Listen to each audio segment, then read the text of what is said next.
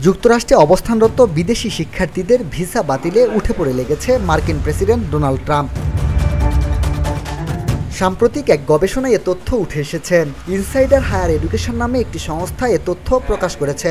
সংস্থাটি উচ্চশিক্ষার সঙ্গে সম্পর্কিত কমিউনিটির সমস্যা ও খবরাখবর নিয়ে কাজ করে। তাদের দাবি, সম্প্রতি কয়েকশো বিদেশি শিক্ষার্থীর ভিসা বাতিল করেছে ট্রাম্প প্রশাসন। তাদের বিশ্লেষণে দেখা গেছে, গত এক মাসে ট্রাম্প প্রশাসন খুব দ্রুত বেশ কিছু শিক্ষার্থীদের ভিসা বাতিল করেছে। মাত্র 5 দিনের ব্যবধানে 48 শিক্ষা প্রতিষ্ঠানের 147 শিক্ষার্থীর ভিসা বাতিল করা হয়েছে।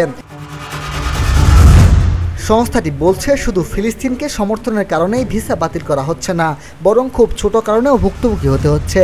উদাহরণস্বরূপ বলা যায়, ফ্লোরিডা বিশ্ববিদ্যালয়ের স্নাতকের এক শিক্ষার্থী সম্প্রতি মেয়াদ উত্তীর্ণ লাইসেন্স নিয়ে গাড়ি চালিয়েছে বলে তাকে আটক করা হয়।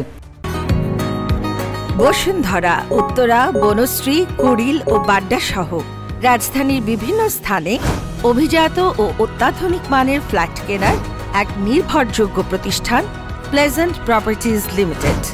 তাই আপনার স্বপ্নের আবাসনের জন্য আজই যোগাযোগ করুন।